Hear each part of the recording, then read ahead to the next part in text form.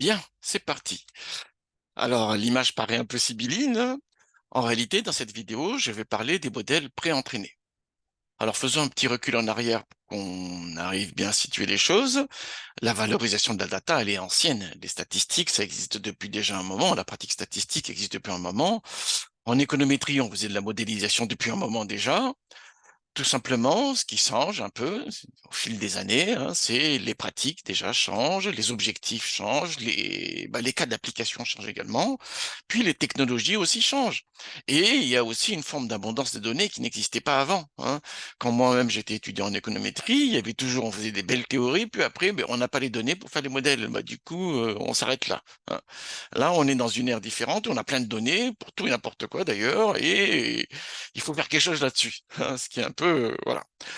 Alors, justement, ce qui est qui est assez prégnant, justement, alors c'est pas tout récent, hein, ça fait un moment que ça existe, ça, c'est les modèles préentraînés sur des gros corpus de données. Voilà. Alors, notamment déjà pour les données textuelles, hein, les LLM, Large Language Model, sont des modèles préentraînés sur des énormes corpus disponibles sur Internet, hein. Il y a plein de documents textuels sur Internet, hein. Il suffit d'aller voir. Je, je rigole tout le temps quand j'en parle à mes étudiants. Je parle des commentaires sur le site L'équipe à la fin de chaque article. On pourrait faire, oulala, on pourrait faire une thèse là-dessus, une très longue thèse même en réalité. Voilà, donc les documents textuels avec les applications très connues actuellement, hein, comme ChatGPT et ainsi de suite, hein, l'IA générative pour le texte, mais il y en a aussi IA générative pour autre chose, hein, pour des images, pour tout et n'importe quoi en fait. Voilà. Et autre document également qui sont utilisés, c'est les images étiquetées. Alors, étiquetées par des gens à l'autre bout du monde qui sont payés au lance-pierre sans protection sociale. Il y a aussi des choses à dire là-dessus, hein, mais bon, très bien. Alors, ces images-là, du coup, c'est une forme de base de connaissances, enfin, c'est une base de données sur laquelle on peut appliquer des énormes modèles prédictifs, voilà, souvent des réseaux de neurones, hein, des deep learning, des réseaux de convolution, en fait, hein, enfin, des réseaux de neurones convolutifs, généralement, qui permet justement d'avoir une forme de connaissance universelle et sur laquelle on peut présenter une image supplémentaire et il va essayer de le classer automatiquement. Voilà. Alors justement, pour s'amuser un peu, nous, voilà, on va mettre en œuvre les modèles pré-entraînés dans PyTorch. Je n'ai pas d'action dans PyTorch, mais vous avez bien compris qu'en ce moment, j'explore énormément PyTorch. Voilà. Et je vais lui présenter deux images. Alors, une première image, c'est une Fiat Barchetta. Bon, ce fut un temps que les moins de 20 ans ne peuvent pas connaître, hein, bien sûr. À un moment donné, Fiat était pris a sorti des voitures fun, voilà. Mais bon, aussi maintenant aussi, hein, notamment la Fiat 124. Mais dans les milieux des années 90, voilà, très bien, ils ont sorti coup sur coup, voilà, la Fiat Barchetta qu'on a devant nous là, et la Fiat Coupé, qui sont des voitures assez sympas, hein, très très sympas avec des couleurs pimpantes d'ailleurs. Voilà. Donc, je vais prendre l'image, là, je vais présenter au modèle préentraîné et on va voir ce qu'il va dire. S'il me dit Fiat Parketta, je vais tomber par terre quand même. Voilà, parce que ça veut dire que ça a été étiqueté en tant que tel. Voilà. Et en fait, non. Même s'il y en a beaucoup des étiquettes, elles sont bien limitées quand même. Déjà, s'il reconnaît que c'est un cabriolet, ce serait pas mal. Voilà. S'il reconnaît que c'est une voiture, ce serait déjà pas mal aussi. Voilà. Ça, c'est une première image. Ensuite, on va présenter une deuxième image. C'est non pas une jaguar, mais un jaguar, l'animal. Voilà. Bon, là également, j'espère qu'il va me dire que c'est un animal, un félin, au moins un félin, peut-être jaguar, hein. Bon, s'il me dit que c'est un chat ou un chien, là, ça sera discutable, hein. Voilà.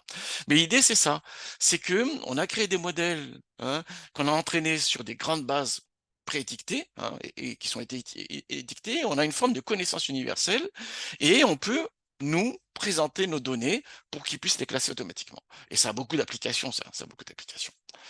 Alors, je vais fermer mes deux images là et je vais parler de la documentation que j'ai utilisée. Alors, j'ai regardé sur PyTorch, tout simplement. Sur PyTorch, il y a beaucoup de choses très intéressantes, hein, maintenant que j'ai décidé de regarder de près le deep learning pour essayer de faire des ateliers là-dessus, hein, pour préparer les étudiants au cours de computer vision. Voilà, je suis allé sur PyTorch et j'ai regardé ce qui était disponible. Voilà. Donc j'ai lu en long, en large la doc de PyTorch, hein. Je connais quand même pas mal de choses sur PyTorch maintenant. Et à un moment donné, il y a un chapitre sur les modèles préentraînés. Ok, j'ai regardé, il y a beaucoup d'applications possibles, et parmi les applications, il y a la classification, le classement, si vous voulez, hein. Donc la classification supervisée. Voilà. Donc j'ai regardé, il y a différents modèles, Très bien, donc j'ai regardé également, très bien, qu'on peut utiliser. Et ils ont mis un tuto sur ResNet, voilà, qui est un des modèles possibles. Alors ResNet est là, hein, voilà, donc j'ai regardé la doc également, comment l'utiliser, voilà, en m'inspirant du tuto qui est là, en explicitant chaque étape, parce que c'était un peu sibyllin quand même, hein. C'était même un peu obscur en fait, hein. Mais en regardant, en détaillant chaque étape, j'ai fini par bien comprendre ce qui se passe. Voilà, ResNet qui est là, avec, là, il y a un tuto qui en parle pas mal, je trouve très bien, j'ai mis l'adresse là, hein. Voilà, donc un tuto qui en parle pas mal, voilà, de l'architecture, de comment ça a été fait, qu'est-ce qu'il y a derrière, ainsi de suite. Voilà, je vous conseille de le lire, moi je l'ai lu en tout cas, hein. Et une fois que j'ai réussi à reproduire ce tuto-là sur mon image, je me suis dit, il faut que j'essaie de trouver un autre modèle pour voir également si c'est possible d'avoir les mêmes choses. Donc du coup, j'ai appliqué, c'est ça qui est intéressant, hein. Déjà, si on reproduit ce qu'on trouve sur Internet, c'est pas mal. Mais si on arrive à le mettre en œuvre sur un autre contexte, soit un nouveau modèle, soit d'autres données, ce serait pas mal également. Donc j'ai essayé également VGG19, et VGG19, c'est un autre modèle en fait préentraîné qui est disponible en ligne, hein. Voilà. Et là également, j'ai trouvé une petite documentation qui en parle pas mal, hein. J'ai mis ici Monsieur Bosch, là, voilà, Gaudens Bosch, voilà, qui en parle pas mal de qu'est-ce qu'il y a derrière, ainsi de suite. Voilà, regardez. Mais généralement, euh, c'est c'est des réseaux de neurones convolutifs, tout simplement, hein. C'est vraiment parce que il y a aussi un autre aspect, peut-être qu'on va voir, hein, je suis en train de regarder là-dessus, c'est le transfer learning. C'est-à-dire que je crée il y a des modèles préentraînés, et est-ce que je peux le raffiner pour mon traitement à moi? Ça également, c'est une application qui paraît assez intéressante. Voilà. Alors, il y a un dernier que j'ai regardé, que j'ai appliqué également, mais je ne vais pas le reproduire ici parce que finalement, c'est exactement la même chose. Je suis allé avoir ici MobileNet, voilà, qui est plutôt utilisé pour les systèmes embarqués, donc un modèle plus léger en réalité, hein, voilà. Donc là également, j'ai trouvé un article qui en parle, j'ai lu en détail également, mais une fois qu'on a fait sur un et qu'on arrive à reproduire sur l'autre, voilà, faire un troisième, c'est la même chose. Donc c'est pour ça que je ne l'ai pas fait dans ma vidéo, hein, voilà. Donc l'idée, c'est quoi? C'est qu'on va travailler sur des modèles préentraînés pour essayer de classer les deux images. La Fiat Barchetta d'un côté, la voiture décapotable, et de l'autre côté, le jaguar, l'animal, le félin, hein. Très bien. On va voir s'il les reconnaît automatiquement. Ensuite, une fois qu'on a reproduit ça sur notre image, on va essayer de voir est-ce que je peux également mettre en fait, la démarche en œuvre, enfin mettre en œuvre la démarche avec VGC19. C'est ça l'idée globale. Alors, donc, très rapidement, hein, voilà, mon répertoire de travail est là. Il y a mes deux images, la voiture, l'animal et la mon notebook que je vais démarrer maintenant. Alors, mon notebook, il est là. Comme d'habitude, voilà, on va essayer de voir déjà les images et puis voir comment on lit les images et qu'est-ce qu'on peut faire avec, hein, c'est ça l'intérêt. Alors là, hein, bon, j'en parle plus parce que ça fait plusieurs vidéos que j'en fais, donc je vais plus aller dans le détail. J'ai créé un environnement PyTorch, voilà, avec Python 3.11.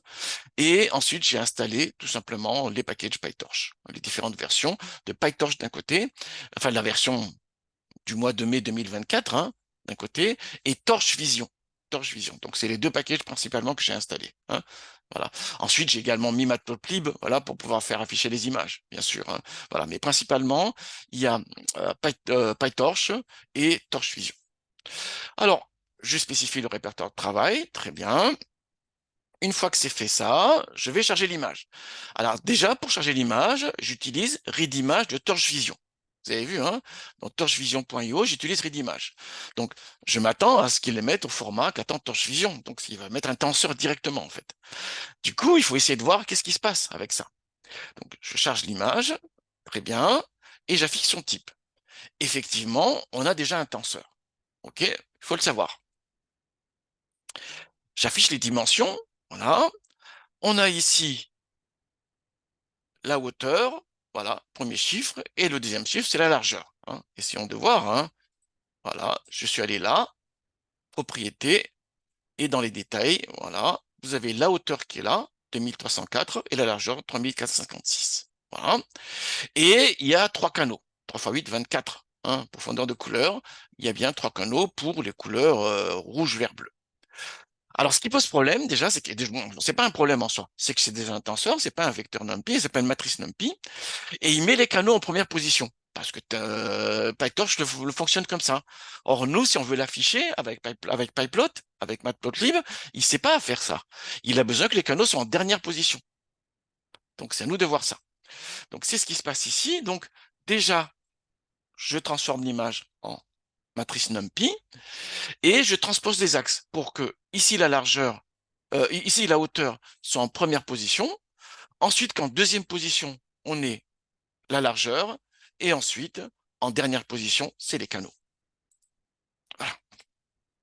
Rien que ça déjà, c'est source à problème. Souvent, les étudiants manipulent les données, ils savent pas très bien quelles sont les structures, mais moi, je leur dis tout le temps, faites type, faites type. En faisant type, vous avez déjà le type de données, et ensuite faites dire pour avoir la liste des propriétés méthodes. Et ensuite, regardez la documentation. Regardez la documentation. On ne peut pas fonctionner aujourd'hui avec les outils qu'on a, avec la richesse des outils qu'on a, sans regarder la documentation. C'est impossible. C'est impossible. Une fois que j'ai mis dans le bon nombre, du coup, voilà, je peux afficher l'image et on a bien la Fiat Barchetta qui est là. Très bonne voiture, hein, très amusante. Voilà. Alors, du coup, maintenant, mon idée à moi, c'est de reproduire ce tuto-là en détaillant chaque étape, parce que là, bon, faut s'accrocher, hein, voilà, sur mon image. Et on va voir qu'est-ce qu'il va reconnaître, hein, en utilisant les classes pré-entraînées. Alors, je ne l'ai pas dit, hein, mais je dis maintenant, souvent, hein, les modèles préentraînés sont entraînés sur ImageNet, hein, qui est un database, hein, qui est disponible en ligne d'images étiquetées et qui a servi à plusieurs challenges. Voilà. Donc, nous, les deux outils qu'on va voir, hein, que ce soit ResNet ou VGG, ils ont été entraînés sur ImageNet en réalité, hein. Et on a du coup 1000 classes prédéfinies. Donc, pour savoir quelles sont ces 1000 classes prédéfinies là, il faut regarder sur Internet, hein. Il faut regarder sur Internet, regarder quelles sont les classes prédéfinies d'ImageNet. J'en afficherai quelques-unes, mais je ne vais pas afficher les 1000, on ne va pas les détailler, les 1000, hein. Voilà. Mais donc ça fait partie des éléments qui sont très importants. J'aurais dû en parler dès le départ, hein. Alors, une fois que c'est ça, là, donc on fait la liste des modèles disponibles. En fait, ils sont dans la doc ici, hein, les modèles disponibles, hein. On avait là, hein, très bien. Bah, moi, je vais les afficher également. Donc, j'ai récupéré les modèles dans Torch Vision et je fais un dire des modèles. On a les différents modèles. AlexNet, on trouve des tutos sur Internet. Il y a ResNet et nous, on va voir deux, c'est ResNet et VGG19. Alors, je charge maintenant ResNet 50. Alors, qu'est-ce qui se passe? J'importe les outils et les poids. Parce qu'en réalité, on a des modèles préentraînés qui ont une certaine structure, et dans les structures, on a les coefficients, qu'il appelle poids synaptiques. Donc ces poids-là, il faut les sauvegarder aussi avec le modèle. Voilà. Donc c'est très bien d'appeler la structure, mais il faut nourrir la structure avec les poids synaptiques, avec les coefficients de votre zone neurone, de votre zone neurone convolutif. Et donc ces poids-là, il faut les charger. Il faut les charger. Donc la première exécution, en réalité, il va charger en ligne, hein, sur PyTorch Hub, voilà, les poids. On va aller voir tout à l'heure. Donc, j'appelle les outils, j'appelle les poids et je prends les meilleurs poids en fait, hein. Voilà, c'est default ici, c'est les meilleurs poids pour ResNet parce qu'il y a des versions. Il y a des versions. Donc, j'instancie la classe ResNet et je lui dis de charger les poids par défaut de ResNet, les meilleurs. Et ensuite, le modèle, je le passe en mode évaluation pour pouvoir faire de la prédiction. C'est ça l'idée, hein. Le eval, là, permet de le tourner de manière à ce qu'on puisse faire des prédictions avec. Voilà, très bien. Donc là, vous avez la structure, je ne vais pas tout détailler également, mais vous pouvez regarder, hein. Vous allez tout simplement dans Text Editor et vous avez le détail, hein, du modèle, hein, bon, hein. Mais on voit bien que c'est un réseau de neurones convolutif. Alors, j'avais dit que les poids, il les charge, mais là, on dirait qu'il les charge pas, là. Mais parce que pourquoi? J'ai déjà exécuté mon notebook, là, donc il a déjà chargé une fois, il l'a mis dans un cache. Et donc, la prochaine exécution, il la charge plus. Alors, ils sont où? Ces poids-là, ils sont pour ma machine à moi, ils sont à cet endroit-là. Vous avez vu, hein, donc c'est sur ma machine, voilà, perso, à la maison, hein. J'ai le dossier utilisateur de Windows, hein, j'utilise Windows parce que l'université utilise Windows, tout simplement. Ensuite, Rico, Rico, c'est moi. Il y a un dossier cache, voilà, caché, hein, point cache, torche, hub, parce qu'il est allé chercher le hub de PyTorch, de Torch justement, voilà, checkpoint, et vous avez les poids synaptiques des différents modèles. Donc, celui qui l'a chargé, on voit bien la puissance des modèles ici. Voilà, il y en a un, il fait 100 mégas. C'est ResNet. Il y a VGG19 qui est différent, hein. Voilà, c'est un modèle différent, un autre réseau de neurones convolutifs différent, et les poids synaptiques font 500 mégas cette fois-ci. on s'attend à ce qu'il soit plus puissant puisqu'il est plus complexe. Hein. Mais bon, il y a plein d'articles qui en parlent justement sur Internet, je vous enjoins à regarder. Alors, il y en avait un troisième que j'ai testé qui a marché, mais je ne vais pas faire la vidéo. C'est que j'avais testé également ici MobileNet qui sont utilisés pour les systèmes embarqués. Et là, il faut qu'ils soient moins complexes, surtout pour qu'ils puissent être installés sur des machines moins puissantes. Voilà. Et on voit bien qu'effectivement, la taille des poids synaptiques, là, la taille du fichier des poids synaptiques, c'est des fichiers binaires, hein, il est moins important ici. Il fait 21 mégas. Voilà. On voit bien que c'est bien défini pour les systèmes embarqués. Mais ça a marché sur mon Windows, hein. J'ai pu le faire fonctionner. Voilà. Donc, dans la première étape, là, j'installe le modèle et je vais chercher sur Internet les poids du modèle, c'est-à-dire les coefficients associés aux différentes couches de votre réseau de neurones. Et il les met en cache ici. Donc, la taille des poids, là, la taille des fichiers des poids, déjà, ça vous donne une idée de la performance, peut-être, hein, mais bon, parfois, on peut faire plus petit et aussi performant, hein, c'est tout à fait possible, ça. Il faut lire les articles, hein. Moi, je me suis vraiment... Alors, il y avait les liens sur les articles originaux, voilà, mais j'ai trouvé des tutos qui en parlent de manière un peu plus simple, de manière plus accessible, si vous voulez, hein. Donc, c'est pour ça que j'ai plutôt mis ces liens-là, hein. Celui-là pour ResNet et celui-là pour VGG. Voilà.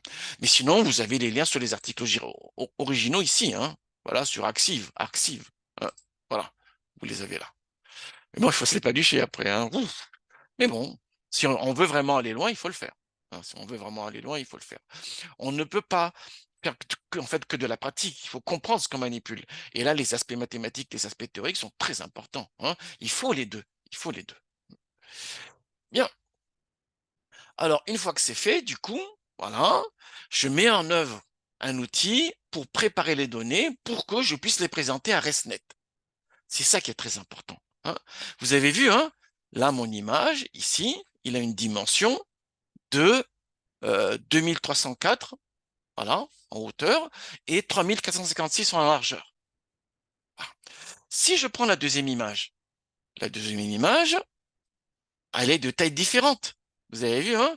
Voilà, ici la largeur c'est 1280 et la hauteur c'est 925. Voilà. Et pourtant, je veux présenter ces deux images différentes-là au même réseau. Forcément, ça ne peut pas marcher. Donc, il faut que on prépare les données, l'image, on la retaille, on la redéfinisse de manière à ce que le réseau puisse fonctionner dessus. C'est ça l'idée, hein. Donc, il y a une forme d'harmonisation à faire. Et ça également, il faut trouver l'outil qui le fasse pour nous, hein. Donc, ce qu'on regarde ici, tout simplement, c'est que ici, à partir des poids qui ont été chargés en ligne, on fait appel à la fonction transform. Voilà, du coup, j'ai une fonction maintenant. Et cette fonction-là, je l'applique sur mon image. Voilà. Regardez maintenant la taille. Voilà. Alors, il a rajouté une dimension. C'est le rôle de unsqueeze ici. Il a rajouté une dimension. C'est la dimension du batch. En fait, la dimension du batch, pourquoi? Parce que on peut prendre, pour des questions de performance, on peut prendre une série d'images, les empiler, les traiter en bloc. Voilà, c'est l'idée du batch. Très bien. À ce moment-là, quand on fait une prédiction, on fait donc une prédiction sur donc sur chaque image empilée de votre bloc, pour plus de rapidité. Alors ça, c'est très bien, hein, voilà. Donc il faut une dimension supplémentaire parce qu'on va empiler des images. Moi, ici, je n'ai qu'une seule image. Mais néanmoins, il a besoin qu'on ait une bonne structure, hein, pour pouvoir appliquer. Donc, il a créé la dimension ici, la quatrième dimension, si vous voulez, hein, voilà, avec un seul élément parce que j'ai qu'une seule image, hein. C'est le rôle du run squeeze. Donc, j'ai préprocessé l'image et j'ai rajouté une dimension. Alors, dans le préprocessing, qu'est-ce qui se passe? Voilà, il a retaillé l'image. 224, 224. Donc, avec ResNet, si on veut faire la prédiction, il faut que l'image soit de taille 224, 224, sinon le réseau ne peut pas s'appliquer. Or, mon image, à la base, elle était de 2304, 3456, donc il a fallu qu'il la redimensionne. Voilà. Ça, c'est vraiment très important. C'est là souvent qu'il y a des pierres d'achoppement. C'est là souvent que les étudiants perdent du temps. Parce qu'ils semblent avoir tout fait bien, bien faire comme il faut, mais à un moment donné, hop, ça marche pas. Ça marche pas parce que les formats ne sont pas corrects, tout simplement. C'est parce que, en fait, ce qu'attend l'outil, hein. N'oubliez pas, les outils ont été programmés par des gens comme vous et moi. Et donc, ils ont des présupposés sur la structure de données qu'on doit leur présenter. Et ça passe par le pré-processing. Et donc, pour que ResNet fonctionne, il faut que l'image soit de taille 224, 224. C'est ce qu'il a fait ici. Qu'est-ce qui se passe alors? Une fois que c'est bon, là, mon modèle qui a été instancié, hein, mon modèle que j'ai instancié ici, là, modèle RES, voilà, je l'applique sur mon image. Et j'enlève la dimension, hein, voilà, et j'applique un softmax. Alors softmax, pourquoi? Parce que je veux avoir des probas d'appartenance à la sortie. Hein, il vous calcule un degré d'appartenance, mais qui n'est pas une proba. Donc on peut avoir des valeurs positives et négatives, et la somme ne fait pas 1.